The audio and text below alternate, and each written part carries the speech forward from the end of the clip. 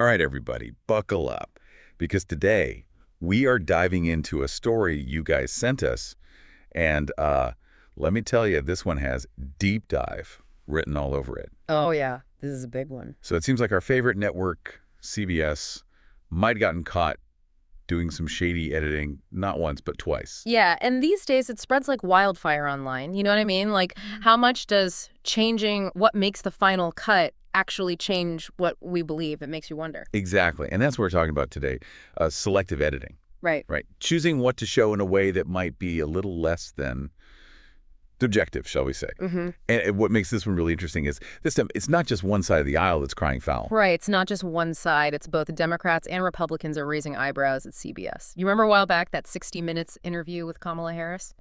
They aired a different soundbite from her than what they showed in the full interview, and it definitely made her response seem more favorable. Oh, yeah, I remember that one. It sparked a whole thing online. People were accusing CBS of trying to protect the VP. And now, fast forward to today, House Speaker Mike Johnson is saying the exact same thing. He's claiming CBS chopped up his Face the Nation interview to fit a certain narrative. And he's not just making vague accusations or anything. He put his money where his mouth is. He posted those side-by-side comparison videos on X. It's one thing to say you were misrepresented, but it's another to show the world exactly how. Yeah, he really went for it. So these videos actually back up his claims. What exactly did they edit out? Well, one of the most important examples is how they edited his answer about Hurricane Helene relief. Okay. Johnson claims that in his original answer, he went into a lot more detail about what he saw and heard firsthand from victims of the hurricane in North Carolina. He says it painted a much more critical picture of the Biden administration's response than what they actually aired. Yeah, I can see why he'd be upset about that. So they potentially downplayed criticism of the Biden administration. Yeah. Anything else? He also said they cut a big chunk of his answer about non-citizen voting, specifically when he was talking about Virginia Governor Youngkin's efforts to clean up the voter rolls. Right. Apparently, he talked about how the Biden administration filed a lawsuit against those efforts, but CBS viewers never got to hear that. Wow. So both of these examples are about really sensitive political topics. It makes you wonder if there's some kind of pattern here. What did CBS have to say about all this? Did they respond to Johnson's claims at all? Nothing. Complete silence. Oh, wow. Which really makes you think. They were quick to clear things up with the Harris thing. They said it was about time constraints and not about politics. But now, Johnson's bringing up the same concerns, and they're silent. It's like where there's smoke. Exactly. Now, it is really important to remember that these are just accusations. We haven't seen the raw footage, and CBS hasn't said anything about it one way or the other. Okay, that's fair. But even if they didn't mean to do anything wrong, maybe it's just bad judgment calls, it still makes you think, how often do these little editing choices shape how we understand what's happening, especially with politics? Right. That's the million-dollar question. We all like to think we're objective when it comes to the news, but the reality is we're all susceptible to how information is framed and how it's presented. It's just psychology. So are we all just pawns in some big media manipulation game? That's kind of depressing. Not necessarily, but it does show how important media literacy is these days. Being aware of this kind of bias and learning how to think critically about what we see and what we hear, it's more important than ever, especially with social media and just the sheer amount of information coming at us all the time. Okay, so how do we become smarter news consumers? What should we look out for? Give us the inside scoop. Well, one of the easiest things you can do is to stop getting all your news from just one place. So like not just from my social media feed? Exactly. It's really easy to get stuck in what we call echo chambers, where you only ever see stuff that you already agree with.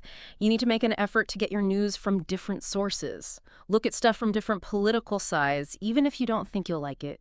You might be surprised how much it can change your mind. So get outside my comfort zone a little bit. Challenge my own biases. Right. It's like they say that you are what you eat. If you're only consuming information that you agree with, you're missing out. But what about those times when I'm stuck with one article or one news segment? Right. How can you tell if they're trying to manipulate you? Yeah, how can I tell? Well, that's where critical thinking comes in. One trick is to pay attention to the language that they're using. Are they using a lot of emotionally charged words? Are they using scare tactics or making huge generalizations? Those are usually signs that they're trying to push an agenda instead of giving you the full story. That's so funny you say that. I was just reading an article the other day. I don't even remember what it was about. But I remember thinking, man, this author's really trying to convince me. Like they really wanted me to agree with them. See? That's your gut telling you something's off, and you should always listen to your gut. If something feels wrong, it probably is. Don't be afraid to look a little deeper. Check out who wrote the article or see if other news sources are reporting the same story but in a different way. Okay, this is making me realize how much I need to improve my media literacy skills. Got any more tips you can share?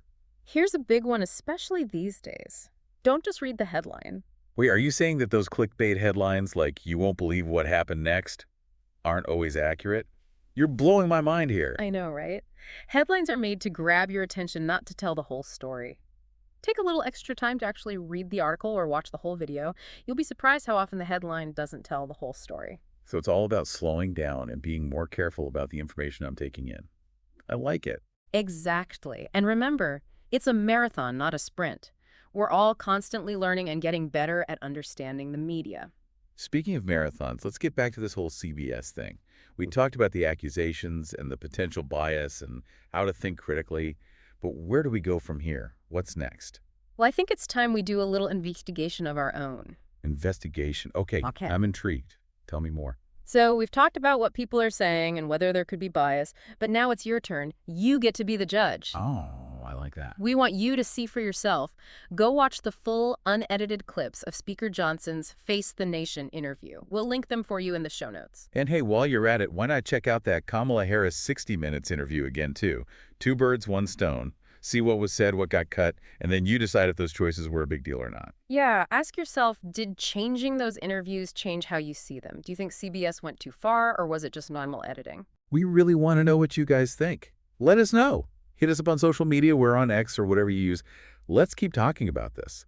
Because being media literate is something we all have to do together, right? Yeah, it's about being open and honest about how we get our information.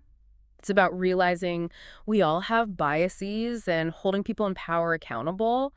And hey, maybe if we talk about this enough, we can actually make a difference. Right. What if everyone was a little smarter about the news they read and a little less likely to fall for clickbait headlines and misleading edits? A world where everyone's a little more skeptical, a little more open to different viewpoints, and really wants to find the truth. Now, that would be amazing. And it all starts with us. Choosing to be more thoughtful, more careful about the information we're consuming. So next time you're scrolling through the news or see a headline, remember what we talked about today. Stop and think, ask some questions, and don't be afraid to dig a little deeper. Because in this giant sea of information, knowing how to think critically is the most important thing. Until next time, happy diving.